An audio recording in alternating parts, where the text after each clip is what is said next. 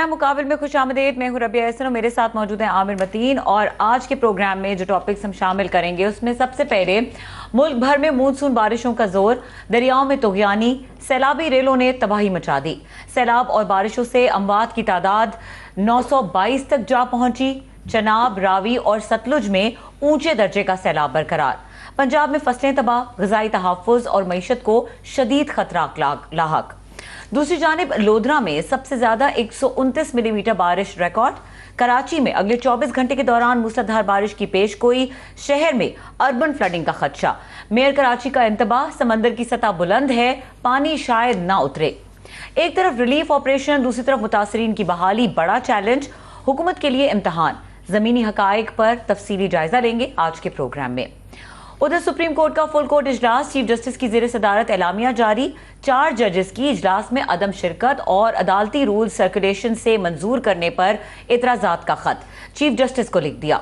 Justice Mansoor Ali Shah, Munib Akhtar, Athar Minallah और आयशा मलिक ने शिरकत नहीं की। मोबाइल सिम डेटा लीक के हवाले से national cyber crime investigation agency को 14 दिन में रिपोर्ट की हिदायत। रिपोर्ट्स के मुताबिक तमाम सिम होल्डर्स का डेटा गूगल पर फरोख्त, खुद विफाकी वजीर दाखिला का डेटा भी शामिल। इस संगीन वारदात की डिटेल्स क्या हैं आज के प्रोग्राम में डिस्कस करेंगे।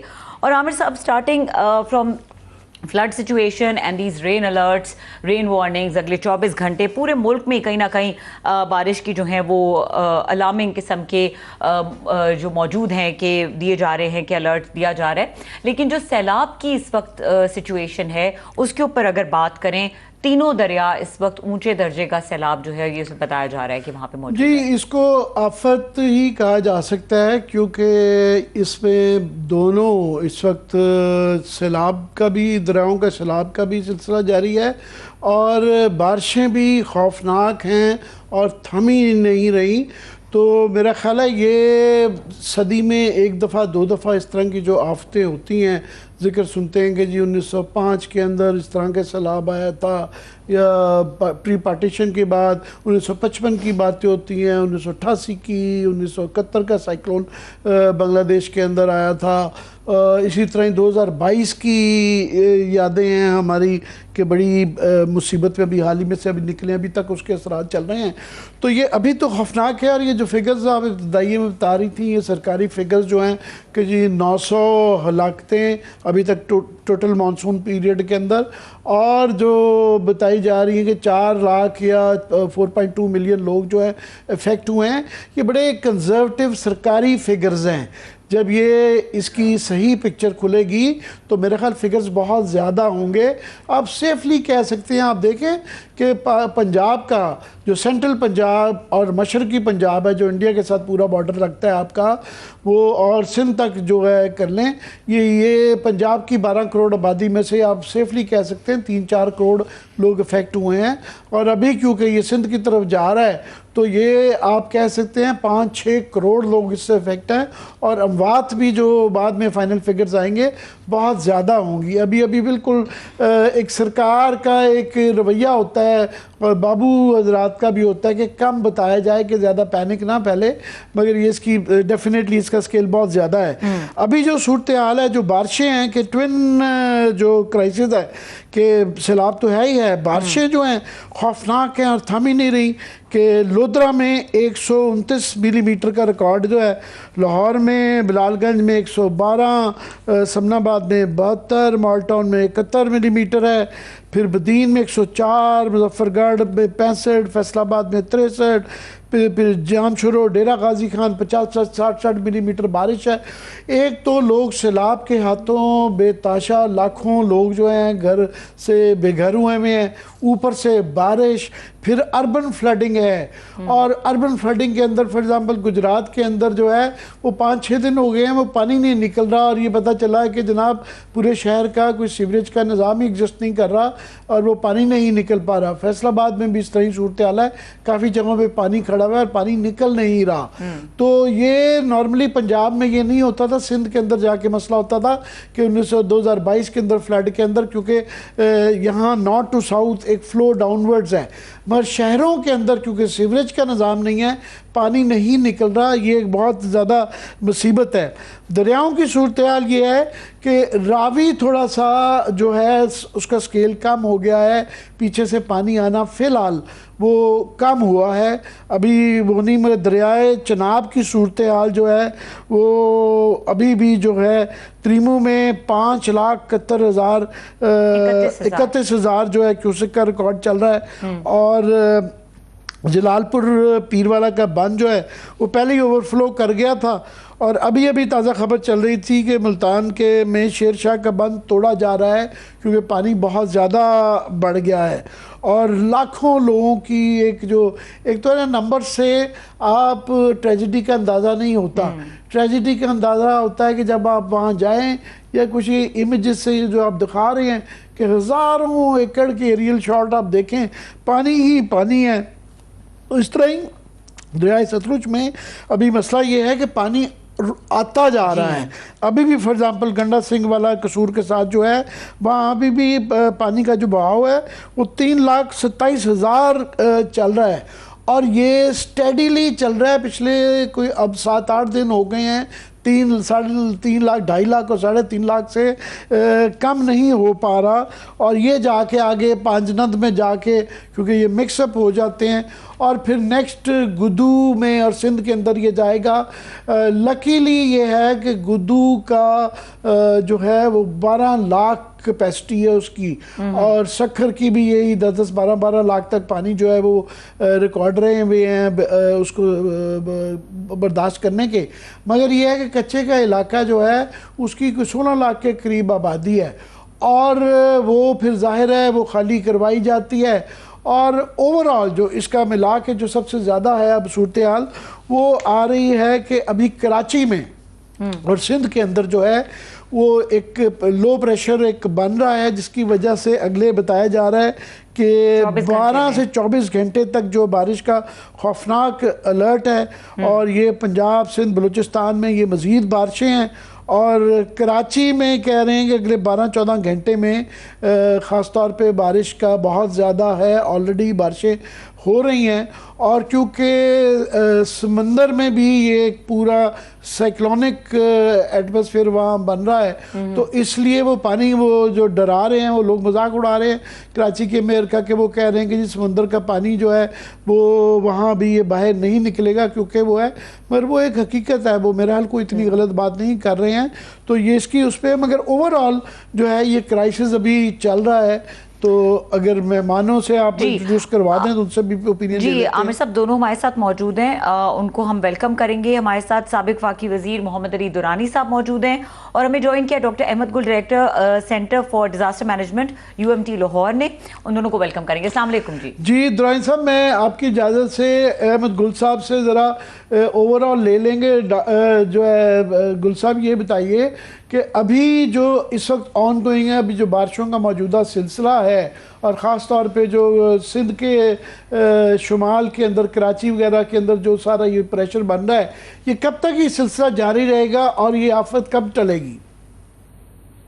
जी ये जो बारिशों का नया सिलसिला है इसके अंदर जो उसका फोकस है वो सिंध है और ख़ास तौर पे सिंध का जो कोस्टल बेल्ट है, नीचे के जो इलाके हैं बदीन, ठट्टा, सुजावल और कराची और इस तरह के जो कीथर के नीचे वाले हिल टॉरेंट्स हैं वो भी एक्टिव हो सकते हैं। इसका ज़्यादा फोकस हम जो एक अंडरस्टैंड अर्बन फ्लडिंग भी होगी, लेफ्ट बैंक आउटफॉल ड्रेन का जो निज़ाम है, नेटवर्क है, वो भी इससे मुतासिर होगा।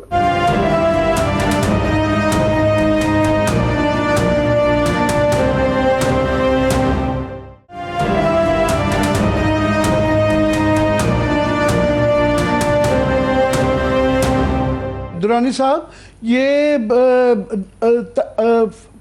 आदाद के ज़रिए जो है इस ट्रेजिडी को बयान करना बड़ा मुश्किल हो जाता है। आम आदमी को 3 लाख 4 लाख क्यूसिक्स के हवाले से वो नहीं है। मगर आपका अपना ताल्लुक़ जो है बहावलपुर से है और ये पूरी बेल्ट जो मशरकी बेल्ट है और सेंट्रल पंजाब जो है सारा डूब गया है। वहाँ से बैठे आप क्या सूरत हाल ज़रा हमें बयान करें कि क्या इस वक्त इंसानी पहलू इसका ज़रा हमें उसके मुतालिक ज़रा बयान करें। बिस्मिल्लाहिर्रहमानिर्रहीम।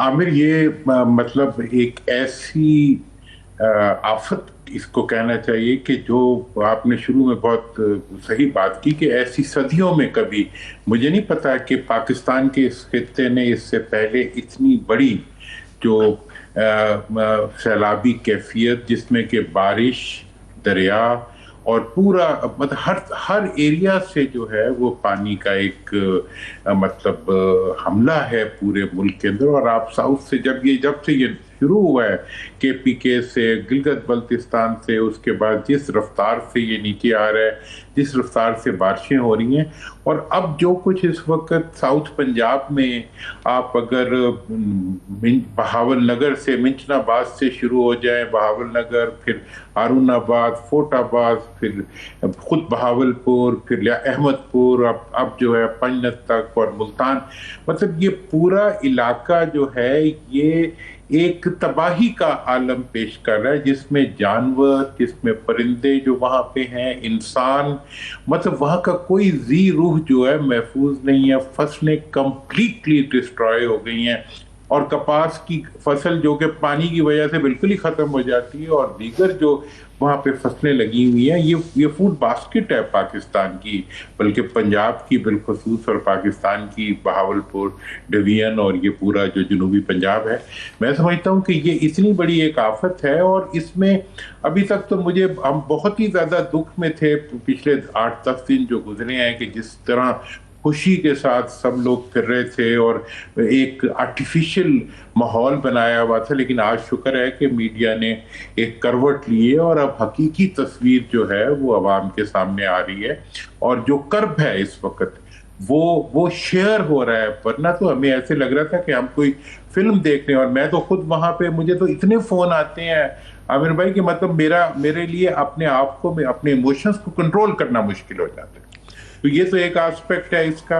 और इस वक्त जो लॉसेस हो रहे हैं वहां पे और जो आवाम का नुकसान हो रहा है वो आप लोग बयान ही करें, लेकिन वो बयान के काबिल नहीं है। मतलब कोई ऐसी मैकेनिज्म नहीं है जिसके जरिए इस रिलीफ को कंडक्ट कर सके हुकूमत, और कहीं भी उस तरह से ये कंडक्ट हो ही नहीं है। एफर्ट्स हैं। ये मैं दुरानी साहब आपके पास दोबारा आता हूँ।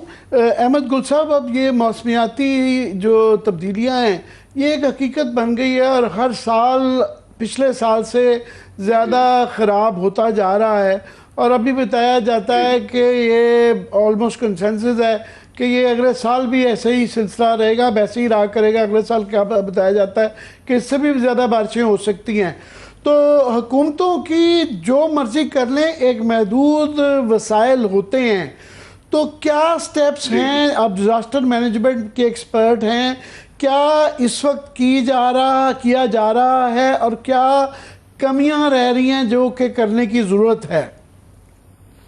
देखिए, मैं इसमें एक बड़ी इंपॉर्टेंट बात कहना चाहूँगा। हम हर दफ़ा इसको अनप्रेसिडेंटेड या पहली दफ़ा कहते हैं कि जी इतनी बड़ी आफत हमने शायद पहली दफ़ा देखी है, लेकिन आप हिस्ट्री बुक्स निकाल के देखें, we have experience similar things. 2014 में भी देखा हमने, 2022 में भी देखा, 1988, 92, 2010।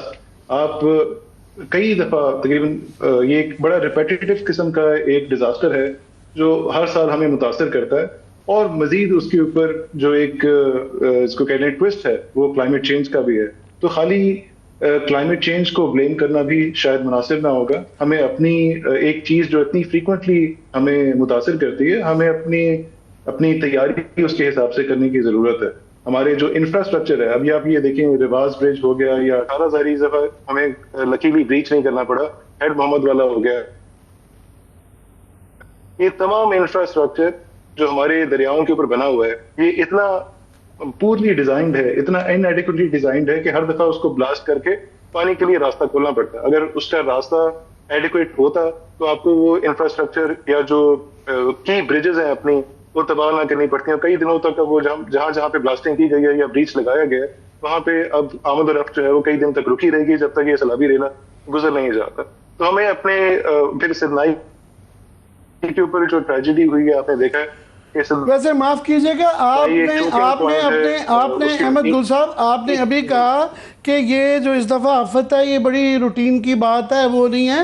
मगर मेरा ख्याल है कि ये दुनिया भर में कंपैरिजन इस वक्त हो रहा है कि सदी की बड़ी तरीन आफतों में है। ये हमारे यहाँ नहीं है, इंडिया के अंदर फॉर एग्जाम्पल उनके जो तमाम आप Ashika hear me out please, वहाँ सारा निज़ाम उनका जो हिमाचल में और ना सिर्फ पंजाब के अलावा पूरे हिंदुस्तान के 25-25, 30-30 साल से जो डैम जिनके मतलब प्रोजेक्ट्स के कहा जाता था कि ये क्यों बनाए गए, खाली थे, उनमें भी पानी पहुंचा है। सो ये वंस और ट्वाइस और थ्राइस इन अ सेंचुरी वाली आफत तो है, इसमें बहस तो नहीं है सर। इसमें बहस है। अनफॉर्चुनेटली ये बहुत रिपीटेटिव एक चीज है। अगर आप डिजास्टर मैनेजमेंट के पॉइंट ऑफ व्यू से सोचें तो एक ऐसा सैलाब जो 15 साल में 3 से 4 दफा आ रहा हो, उसके ऊपर आपकी अपनी तैयारी होनी चाहिए, ठीक है। तो हमें अपनी तैयारी बेहतर करने की जरूरत है। अगर हम इसके रिलीफ के पर्सपेक्टिव से सोचें तो इसके ऊपर बिलियंस ऑफ डॉलर्स की रिलीफ और रिकवरी होगी इस सैलाब की। अगर उसका चंद फीसद हिस्सा अगर हम अपने रेजिलियंस को बेहतर करने में, अपनी तैयारी को बेहतर करने में और अपने इंफ्रास्ट्रक्चर को बेहतर करने में, अपनी लैंड यूज प्लानिंग को बेहतर करने में, शहरों की प्लानिंग बेहतर करने में लगा दें तो हम इससे बड़े आराम से बच सकते हैं। हमें अपनी प्रायोरिटीज को दुरुस्त करने की जरूरत है। फाइनाइट रिसोर्स की आपने बात की थी कि हमारे पास बहुत फाइनाइट रिसोर्सेज होते हैं, बिल्कुल बजा फरमाया आपने। उन फाइनाइट रिसोर्सेज को ह्यूमन ट्रेजेडी के बाद रिलीफ पे लगाने से बेहतर है कि हम उसकी बेहतर प्लानिंग कर सकें। और जितने भी हमारी जो पॉलिटिकल मशीनरी है और जो ब्यूरोक्रेसी है, all of that can put that effort rather than relief mode में उसको लगाएं। हम उसकी तैयारी करें और बेहतर लोगों की जानों की, उनके माल की हिफाजत पहले से कर सकें। ये it can be done. Durrani साहब, मैं अहमद गुल साहब से आप एग्री करते हैं कि ये इनका ये कहना है कि बड़ी रेपिटेटिव सी बात है। ऑफ कोर्स जो है रेपिटेटिव ये कहा जाता है कि जी ना ये तैयारी कर लेनी चाहिए, मगर ये मैं और आप इनसे उम्र में बड़े हैं। मैंने 1988 का क्या, मैंने 1974 का सैलाब भी लाहौर का देखा हुआ है और 88 का भी एज अ जर्नलिस्ट कवर किया हुआ है और सारे सैलाब कवर किए हुए हैं। तो इसमें ये कहना कि जी जनाब ये सिर्फ अपनी जो रिसोर्सेज को हम ठीक कर लेंगे, कुदरत का इतना बड़ा जब सैलाब आता है तो बड़े बड़े वेस्ट के अंदर अमेरिका भी जो है उनके भी कई दफ़ा रिसोर्सेज कम पड़ जाती हैं। क्या कहेंगे आप? देखें, जहाँ तक गुल का मैं समझ रहा हूँ कि वो दो चीज़ों को थोड़ा सा आपस में इंटरमिक्स हो रही हैं। एक तो वो प्लानिंग की बात कर रहे हैं, जो उनकी बातें काफ़ी सही हैं, लेकिन जहाँ तक इंटेंसिटी का सवाल है, इनकी तो उम्र कम है, हमने तो इन सारे फ्लड्स के अंदर जो है रिलीफ भी किया है, इसके अंदर जो है घुटने घुटने पानी में फिरते रहे हैं और पूरा इलाका 2010 का पूरा फ्लड पूरा का पूरा अरसा मैंने वहीं गुजारा है। मैं अभी को भी देख रहा हूँ, तो मैं आपसे एग्री करूंगा कि ये बड़ा ही अनप्रेसिडेंटेड एक वाक़या है और थोड़े दिनों बाद डेटा जब आएगा तो बिल्कुल भी इंशाल्लाह हमारे से मुत्तफिक हो जाएंगे। अभी डेटा चूंकि प्रोसेस में है, इसलिए इनकी एक राय है जिसकी हम एहतराम करें। लेकिन इसमें आमिर भाई, इनकी राय के रेफरेंस से मैं एक बात करूंगा। 2022 में फ्लड आया, उसके लिए जो यूएन ने जो 15 बिलियन का जो एस्टिमेट फाइनलाइज किया कि पाकिस्तान के अंदर नुकसान हुआ है, और हमें ये कहा गया कि आप इसके लिए फिजिबिलिटीज बना के लाएं ताकि ये पैसा आपको ट्रांसफर किया जा सके। आपकी हुकूमत आज के दिन तक सिर्फ 3 बिलियन की फिजिबिलिटीज जमा कर सकी और उसके बाद यानी कि 12 बिलियन जो है, जो आपकी जिस भी मद में आपके लिए पड़े हुए थे, आपने उस अमाउंट को यूटिलाइज नहीं किया for the betterment of your people और आइंदा के फ्लड्स को डील करने के लिए। और आज आप देख लें कि अभी तक जब इतनी बड़ी हम एक आफत से गुजर रहे हैं, अभी तक हमने ना यूएन में आवाज उठाई है, ना हमारे यूएन के मुस्तकिल मंदूब ने कोई बात की है, ना अभी तक हमने अपने कर्जे और अपने रिसोर्सेज के लिए कुछ किया है। अभी तक हमारे यहाँ इस डैमेज को असेस करने के लिए कोई एक्टिविटी इस वक्त नजर नहीं आ रही। हमने पिछले साल की हम फिजिबिलिटीज नहीं बना सके और इस साल की अभी तक असेसमेंट हमने शुरू नहीं की। और आप इससे भी अगली जो हम अजाब देख रहे हैं कि कराची में इस वक्त गंदम जो है 8000 में मिल रही है, यहाँ 4400 में मिल रही है। 800 गंदम की जो वो है फ्लावर मिल्स हैं वो बंद हो चुकी हैं।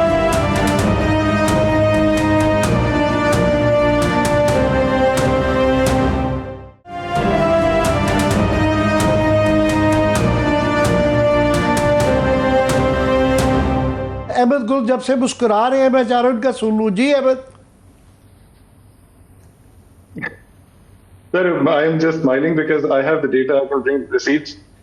अभी जो त्रिमू बिराज है उसके ऊपर ये कोई 5वीं दफा पिछले अगर 1970 ऑनवर्ड से देखें तो this is the 5th time जब इस जो थ्रेशोल्ड है इससे ज्यादा 4 दफा पहले सैलाब आ चुका है इसी कैपेसिटी का, जिसमें चनाब और झेलम दोनों का कॉन्फ्लुएंस शामिल है।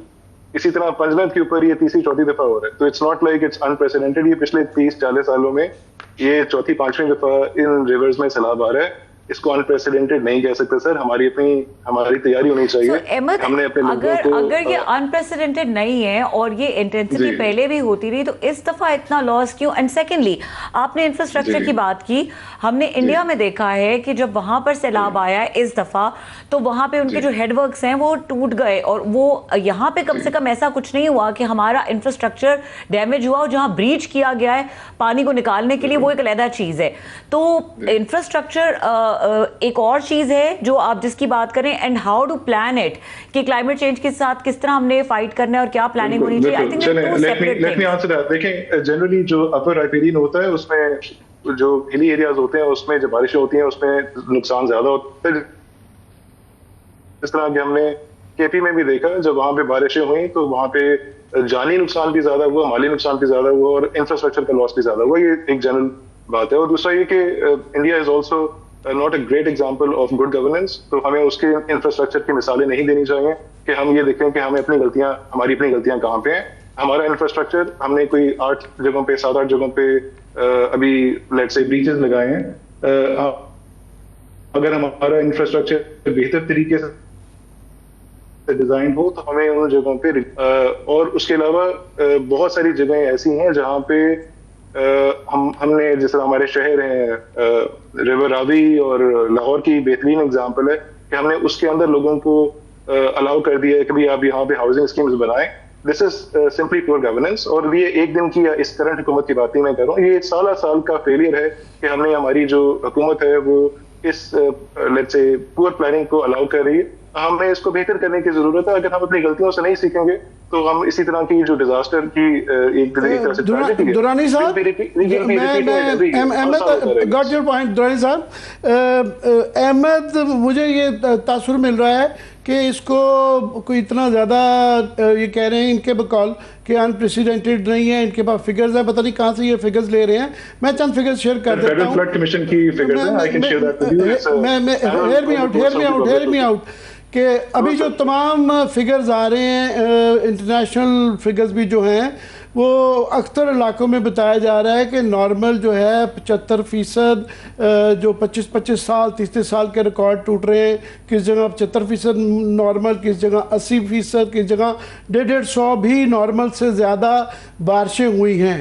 प्लस ये इसको जो अनप्रेसिडेंटेड जो कहा जा रहा है कि सदी के, ये नहीं कहा जा रहा अनप्रेसिडेंटेड, हम ये कह रहे हैं कि सदी के बड़े 1-2 बड़ी आफतों में इसलिए भी हैं कि ये कॉम्बिनेशन है कि ग्लोव्स शुरू हो गए साथ में, उसके साथ जो है बारिशें, अर्बन फ्लडिंग और फिर सैलाब का। तीनों दरियाओं में जो सिंध के अंदर तो सैलाब था, बाकी तीनों में साइमल्टेनियसली एक वक्त में चनाब में, रावी में और सतलुज में इकट्ठा सैलाब जो है तीनों दरियाओं में बड़े अरसे बाद जो है इकट्ठा आया है। और ये मेरे रिकॉर्ड नहीं है, 25-30 साल के रिकॉर्ड्स टूट रहे हैं। क्या कहेंगे दुरानी साहब आप? देखिए, मैं तो एक ही बात कहूंगा कि इस वक्त आप जो रेनफॉल हुई है, जो क्लाउड बर्स्ट हुआ है, जो ग्लेशियर बर्स्ट हुए हैं, जो रिवर्स की एट द सेम टाइम। लेकिन अगर आज हमने डेटा डिस्कशन करनी थी, हमें पता होता तो हम डेटा ले आते। अब गुल साहब से हम डेटा पे तो नहीं कम्पीट करेंगे, उनकी राय है, मैं रिस्पेक्ट। लेकिन दूसरा जो एस्पेक्ट है उनका, failure on the government and, वो एक बड़ा ही राइट मेरा ख्याल है उनकी अप्रोच है कि वो जो पूरा भी इसका मेरे ख्याल में, मैं अपनी राय दे दूं, इट इज अनप्रेसिडेंटेड। और हमारी उम्र चूंकि ज्यादा है, हमने फ्लड के बीच में बैठ के फ्लड को देखा है और रेनफॉल्स को भी देखा है, सब कुछ को देखा है। और लॉसेस जो है अभी ठहर जाएं, चंद दिन बाद सारे लॉसेस आपके, ये वो फ्लड है जिसके नतीजे में आपका आइंदा 3 साल तक जो है आप इसके इफेक्ट से नहीं निकल सकेंगे। वो भूख मुझे नजर आ रही है, वो एक आयरनी और एक दुख नजर आ रहा है पब्लिक का, जो इस सारी की सारी कैटास्ट्रोफी की वजह से पब्लिक फेस कर रही है। इसलिए वो तो ये सारी वो हकीकतें हैं जो हम अपनी आंखों से देख रहे हैं और मुसलसल देखते भी रहे हैं। बाकी जो जहां तक सवाल है टेक्निकल बातों का, वो अभी उनमें हम आप सही कह रहे हैं दुरानी साहब, शायद इन्होंने ब्रेक लेनी है, पर मैं सिर्फ शायद थोड़ा सा अहमद के ये मुझे माजरत के साथ कि मुझे इनका स्मर्की सा एक एटीट्यूड जो थोड़ा सा लगा कि ये अंडरमाइन नहीं, हमें हमारी कोशिश होनी चाहिए कि 2022 में जिस तरह दुरानी साहब आपने कहा कि लोगों का जज्बा जाग गया था, इसमें जितनी बड़ी आफत है इस वक्त लोगों को गैल्वेनाइज करने की ज़रूरत है कि पूरी कौम को इसके साथ लड़ना है।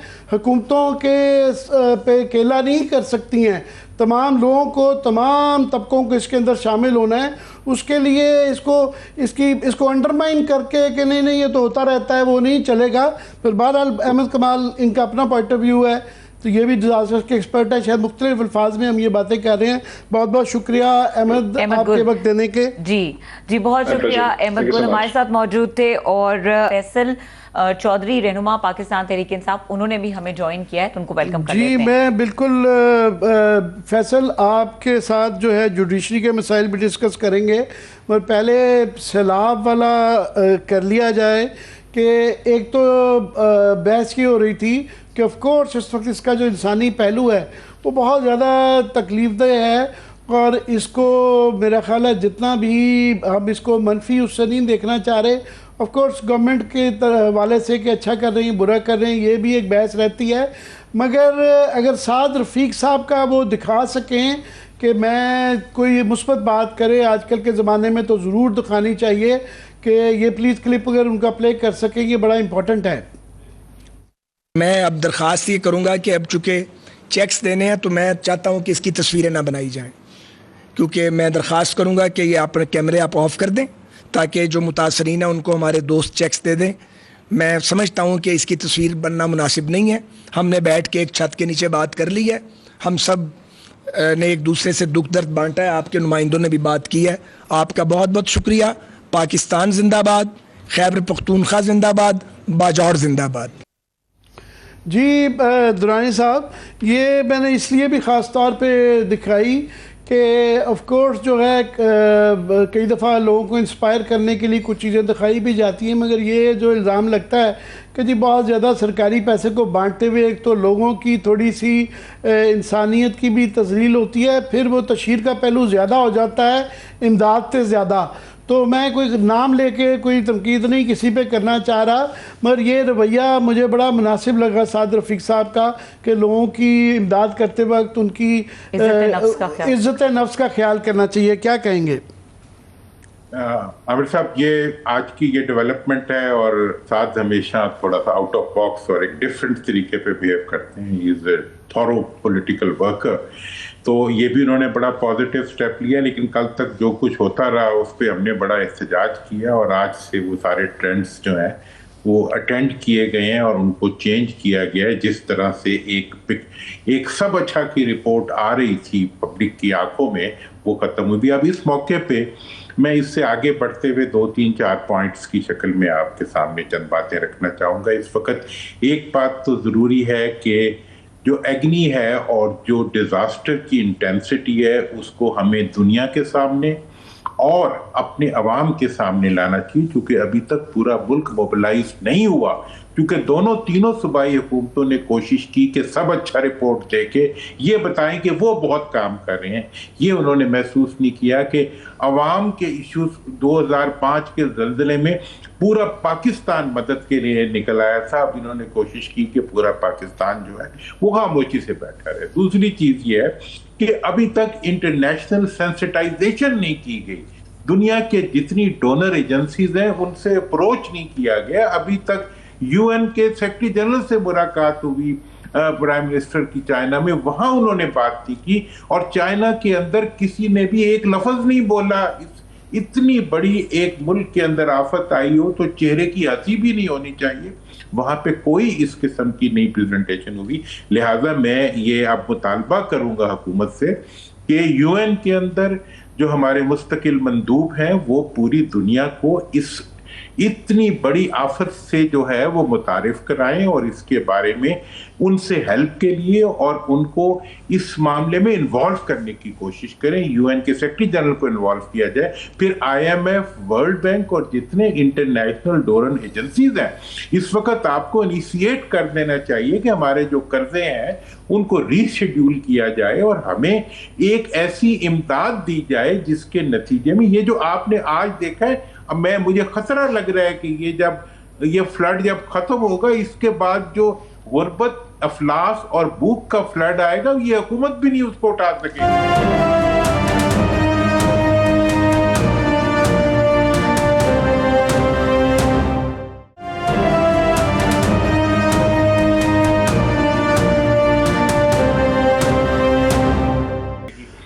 वो दुरानी साहब, अफलास का काफ़ी सारा आ गया है मामला। दो बातें, एक तो ये कि बिल्कुल आप सही कह रहे हैं कि जो पहले बजट के अंदर ही आईएमएफ के साथ चीज़ें तय हुई थी, वो तमाम तखमीने अब उलट पुलट हो गए हैं। वो तमाम ग्रोथ रेट आपकी इकॉनमी का, इसके बाद जब आपका जो फिगर्स लेटेस्ट आए हैं कि ये पाकिस्तान बिजनेस फोरम के हैं कि जी ये 60% आपकी चावल की फसल डिस्टर्ब हो गई है, 35% कपास की, 30% गन्ना। तो आपकी इससे ज़ाहिर है पिछली दफ़ा हमें 0.56 की सिर्फ नॉमिनल सी ग्रोथ रही थी ज़राअत की, और मेजर क्रॉप्स पाँचों की पाँचों 50 साल में पहली दफ़ा उनमें गिरावट 13% की आई थी ओवरऑल जो है। तो इस दफ़ा जो है ये चावल की बरामदात भी जो हैं बहुत ज़्यादा मुतासर होंगी, फिर कपास और चीनी की जो इंपोर्ट्स हैं उसका बिल बहुत ज़्यादा बढ़ जाएगा, आपका सारा बैलेंस ऑफ पेमेंट का सिस्टम डिस्टर्ब हो जाएगा। और जो आप गुर्बत और इफलास की बात कर रहे हैं कि बाद में तो होगा, ऑलरेडी जो है शाय खुर्दनोश की कीमतें जो है खौफनाक बढ़ गई हैं। ये अगर आप पढ़ दें जी, टमाटर एक हफ्ते में 40%, आटा 25% महंगा, एक हफ्ते में 51 में से 23 अशिया की कीमतों में इजाफा हुआ। ये जो हमारा इदारा शुमारियात है ये बता रहा है। सैलाब से माशी इस्तेहकाम और IMF अहदाफ पर सवालिया निशान। और ये फैसल, मैं ये दुरानी साहब ने बड़ी इंपॉर्टेंट बात की है कि यूनाइटेड नेशन से और सबके नेशनल इमरजेंसी भी मैं एग्री करता हूँ कि बिल्कुल डिक्लेयर करनी चाहिए, पता नहीं अभी तक की क्यों नहीं है। मगर पिछली दफ़ा जो 2022 का फ्लड जिस तरह आपने कहा अभी तक उसके इफेक्ट चल रहे हैं। वो जो $11 मिलियन आया था, अभी फाइनेंस मिनिस्टर खुद बता चुके हैं कि $6 बिलियन की फाइनेंसिंग, प्रोजेक्ट फाइनेंसिंग हुई थी, जिसमें से सिर्फ 2-2.5 बिलियन की डिसबर्समेंट हो सकी, बाकी हमें इस्तेमाल ही। तो किस मुंह से हम मांगेंगे यूनाइटेड नेशन से या दुनिया से पैसे जब हम पिछले भी इस्तेमाल नहीं कर पाए? फैसल, आपकी टेक इस पे। थैंक यू आमिर साहब। मसला ये है कि कुदरती आफत आती है, इंसानी अलमिया है, ज़ाहिर सियासत का वक्त तो नहीं है। पाकिस्तान के तीनों बड़े सूबे जो हैं मुतासर हैं इससे। पंजाब में, और ख़ासकर मैं ईस्ट पंजाब का भी कहूँगा कि वहाँ पर भी ज़मींदारों का बहुत नुकसान हुआ है। हमारे यहाँ पे कैटल्स का, जानवरों का बहुत नुकसान हुआ है। वो ज़मींदारों का एक बहुत बड़ा एसेट होता है। पहले जो है ये हुकूमतें आके हमारी जो फसलों की प्राइस है वो पूरी नहीं दी, अब ऊपर से ये चावल की फसल का बहुत डिजास्टर्स इम्पैक्ट आएगा। और इसका इम्पैक्ट जो है जी वो नेबरिंग अफगानिस्तान तक जाता है, KP तक जाता है, क्योंकि जो गंदम जो है वो उसका एक क्राइसिस आना है। तो ये तो ऑलरेडी आ चुका है। अब हुकूमत में जैसे I totally agree with Durrani साहब के SCO की जो इतनी बड़ी आपका समिट था उसमें आपने अपनी नेशनल कैटेस्ट्रॉफी का जिक्र तक नहीं किया है। यही शॉर्ट साइटेडनेस होती है। यूनाइटेड नेशंस के सेक्रेटरी जनरल वहां आए हुए थे, मुलाकात हुई प्राइम मिनिस्टर की, मगर हमने कोई खबर नहीं देखी कि इसका जिक्र किया हो। ऐसे मौके सब वो इम्पोर्टेंट होते हैं कि आप फैसल की आवाज वहाँ पे जो है वो तालाब से ज्यादा अपनी तस्वीरें बना के जो है वो की हैं। मतलब एक अजीबोगरीब किस्म की जो है आमियाना जो अप्रोच है। अब सिंध में जो है आजकल में बहुत बड़ा एक सैलाबी रेला आना है। जो 2022 में भी सिंध बहुत ज़्यादा मुतासर हुआ। जो रूरल सिंध है वो तो बहुत ही जो है गुर्बत की सतह से भी नीचे है। ऊपर अर्बन फ्लडिंग का खतरा है। झेलम में हमारे बहुत ज़्यादा बारिश हुई है पाकपतन में, इस तरह से लाहौर, कसूर, सियालकोट, ये मेन हमारे क्रॉप एरियाज हैं जिनके ऊपर इस पे हुकूमत की आप देखिए कि कोई कॉम्प्रिहेंसिव किस्म की जो है वो मनसूबाबंदी नहीं नजर आती। दुरानी साहब, ये हुकूमत की जो रवैये के हवाले से ये एक कौमी सानिया है और इसके लिए कौमी स्ट्रेटजी होनी चाहिए, मगर सूरत हाल ये है कि हुकूमत अभी भी एक तकसीम की पॉलिसी की तरफ चल रही है। जो भी आप जिक्र कर रहे हैं कि फ्लड के बाद ऑलरेडी जो लोगों का हालत है, जब इस फ्लड में से निकलेंगे तो ये सिंध वाले के उनके साथ तो 2022 में भी हुआ था। ये जो सेंट्रल पंजाब में आपकी पूरी जो ब्रेड एंड बटर की जो बास्केट है पाकिस्तान की जो है, वो जो उसका 60% 80% जो तबाह हो गया है, इसका अंजाम बलूचिस्तान में अभी आज हड़ताल चल रही थी। केपी के अंदर जो है साथ में दहशत गर्दी के वाक़यात चल रहे हैं। ये बनू में जो ऑपरेशन हुआ है ये खौफनाक, जिससे पता चलता है कि दहशतगर्द अभी भी सरगर्म है। और ये अब सैलाब सिंध के अंदर जा रहा है और कराची के अंदर भी ये मगर हुकूमत के रवैये से लग नहीं रहा कि इनको अदराक हो कि मामलात क्या है। आपको नज़र आता है? देखें आमिर साहब, मैं इसके बारे में बड़ी क्लियरली बता दूं कि इस वक्त हुकूमत सीज टू एग्जिस्ट। हुकूमत एक डिनाइल की कैफियत में जा चुकी है, जो हकीकत को फेस नहीं करना चाह रही। ऐसी सिचुएशन में मैं समझता हूं कि ये एक इमरजेंसी सिचुएशन है। दुनिया के और मुल्क ये देखें, ये जो आपका एग्जिस्टिंग इंफ्रास्ट्रक्चर है, ये गवर्नेंस या गुड गवर्नेंस तो दूर की बात है, इस सिचुएशन को हैंडल भी नहीं कर सकता। वहां के जो ऑफिसर्स से मैंने सुना है वो तो सारे एस्टिमेट बना रहे हैं कि इस फ्लड के बाद हमने पैसे कैसे बनाने हैं। नोबडी इज थिंकिंग कि ये फ्लड और इसके बाद आने वाली जो आफत है वो इस मुल्क के अमन को और इस मुल्क की मुस्तकबिल को इफेक्ट कर सकती है। इसके लिए कोई भी नहीं सोच रहा। लिहाजा इस वक्त स्पेशल टास्क फोर्स के जरिए पहले डैमेज असेसमेंट कराई जाए, उसके बाद जो है स्पेशल ग्रुप्स के जरिए फिजिबिलिटीज बनवाई जाएं और पूरी दुनिया के सामने वो काम हंस के बता देते हैं। भाई वजीर खजाना साहब हंस के बता रहे हैं कि 2 का हुआ, 3 का नहीं हुआ, 12 का नहीं हुआ, 14 का। कोई शर्म कोई चीज होती है, कोई हया कोई चीज होती है। मतलब यह है कि आप कौमी वसाइल जो हैं, कौम के नुकसानात जो हैं, कौम के दुख जो है, उसके लिए आप कुछ करने के लिए तैयार नहीं है। सिर्फ फोटो, मतलब वजीर आजम का पूरा चाइना के दौरे में उनकी खुशी और चेहरे की जो वो थी शाशियत बशाशियत, वो एक लम्हे के लिए कम नहीं हुई, मतलब कुछ नहीं किया। लिहाजा इस और यहाँ पे भी अभी तक तो टिकटॉक ही चल रहा था। अब चलो आज से थोड़ा सा इस पे काउंटर चेक आया है, तो मैं ये समझता हूं कि फौरी तौर पे इमरजेंसी के तहत इस वक्त आपको फौज को और रेंजर्स को फील्ड में उतारना पड़ेगा रिलीफ के लिए, असेसमेंट के लिए। और उसके बाद जो आपके पढ़े लिखी यूथ है, आपके टेक्नोक्रेट्स हैं और ऐसे बहुत से लोग मौजूद हैं जो ये सर्विसेज देने के लिए तैयार हैं, ताकि और दुनिया को बुलाना पड़ेगा। अभी तक तो आपने इंटरनेशनल मीडिया को एक ब्रीफिंग नहीं दी। अभी तक तो फॉरेन ऑफिस ने एक एक्टिविटी ऐसी नहीं की जिसके जरिए अपने ममालिक को और दुनिया भर के डोनर ममालिक को इन्वॉल्व करते। आप मुझे बताएं, कोई फॉरेन मीडिया की प्रेस ब्रीफिंग हुई है, कोई डिप्लोमेट्स की ब्रीफिंग हुई है, किसी को आपने बताया कि आपके मुल्क के अंदर क्या आफत आके गुजर गई है? ये हुकूमत एग्जेक्टिव की भी बात करते हैं जो आप हाल बता रहे हैं। पार्लियामान के अंदर भी जो है अपोजिशन इस वक्त वो हड़ताल पे है और वो अलहदा अपना इजलास कर रहे थे। वैसे तो ये इजलास होना ही नहीं चाहिए था, सबको फील्ड में जाना चाहिए। मगर जो जुडिशरी में मैं ख़ास तौर पे फैसल आपकी ओपिनियन लेना चाहूँगा कि नाजरीन के लिए आपको तो पता ही है कि सुप्रीम कोर्ट का फुल कोर्ट आज इजलास हुआ जिसमें अदालती रूल्स को जो है ना वो पास कर दिया गया। मगर उससे पहले 4 जजों ने चीफ जस्टिस को जो है एक ख़त लिखा है कि अदालती रूल्स की सर्कुलेशन के ज़रिए मंजूरी पर अपने तहफ़्फ़ुज़ात का उन्होंने इज़हार किया। चारों जजेस जो हैं उसके अंदर मंसूर अली शाह, जस्टिस मुनीम अख्तर, जस्टिस आयशा मलिक, जस्टिस अतर मिनुल्लाह ने तहरीर किया और उनका पॉइंट ऑफ व्यू बेसिकली ये ये था ख़त के अंदर कि सुप्रीम कोर्ट की जो रूल्स की इज्तिमाई मशावरत को बगैर नोटिफाई हुए सर्कुलेशन मामूली और इंतज़ामी उमूर के लिए होता है, ये आईनी कवायद के लिए नहीं होता। अगर आप 9 अगस्त को रूल्स नोटिफाई हुए, 12 अगस्त को इनमें तरमीम पर तजावीज़ तलब की गई। फुल कोर्ट के जरिए रूल्स की मंजूरी जरूरी नहीं तो तरमीम के लिए फुल कोर्ट क्यों बुलाया गया? सर्कुलेशन पर मंजूरी के बाद फुल कोर्ट इजलास बुलाना गलत काम को कानूनी रंग देने की कोशिश है। चारों जजेस का अपने खत को फुल कोर्ट इजलास के मिनट्स का हिस्सा बनाने का मुतालबा। अवाम ये जानने का हक रखते हैं कैसे अदालत के अंदर उमूर चलाए जाते हैं। फैसल क्या कहेंगे इस पे? आमिर साहब, अनफॉर्चुनेटली आप देखिए कि हमारी कौम बहुत तकसीम का शिकार हो चुकी है। जुडिशरी भी इससे मुबर्रा नहीं है। पहले सैलाब आता था, जलजला आता था, कौम यूनिफाई होती थी और इकट्ठे मिलके हम इस चीज़ को टैकल करते थे। अब आप देख लें कि सैलाब ने भी ज़्यादा तकसीम पैदा की है।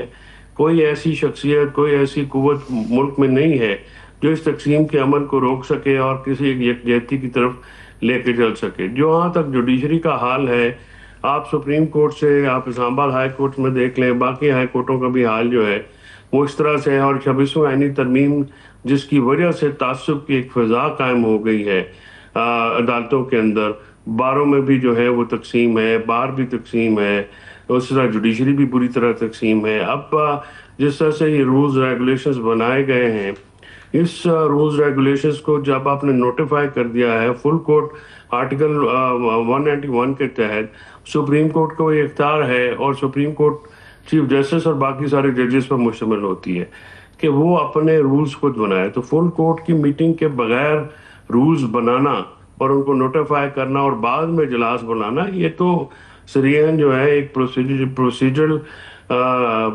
लैप्स नहीं है, ये तो बाकायदा जो है इलीगलिटी है, इरेगुलरिटी नहीं है, क्योरेबल इरेगुलरिटी नहीं है, इलीगलिटी एंड कॉन्स्टिट्यूशनलिटी है। आप जब तक तमाम जजेस को बुलाएं, वो अगर वो तमाम और वही जजेस ने पास कर देना था, यही 4 जजेस साइड एक साइड पर रहते हैं। बिल्कुल, बहुत बहुत शुक्रिया आप दोनों के वक्त देने का। जी, हमारे साथ फैसल चौधरी गुफ्तगू करते और मोहम्मद अली दुरानी। प्रोग्राम को खत्म करेंगे, देखने के लिए शुक्रिया, इजाजत दीजिए, अल्लाह हाफिज।